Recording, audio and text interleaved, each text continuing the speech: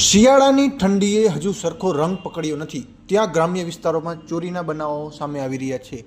તસ્કર ટોળકીઓ દ્વારા દુકાન, ઘર કે વાહનમાં રહેલા સાધનોની ચોરી કરતી હોવાની ઘટનાઓ બનતા સ્થાનિકોમાં જાણે ઠંડી ઉડી ગઈ હોય તેવી સ્થિતિ બની છે।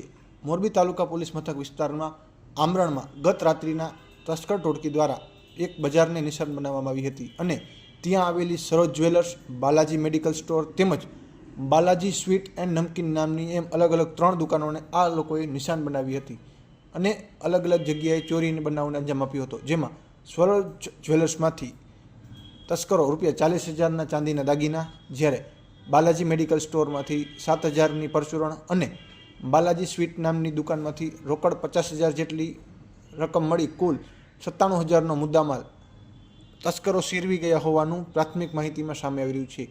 આ ઘટનાના સીસીટીવી ફૂટેજ પણ સામે આવ્યા છે, જેમાં 2 તસ્કરો શટર તોડવાનો પ્રયાસ કરતા હોય તેવું નજરે પડી રહ્યું છે।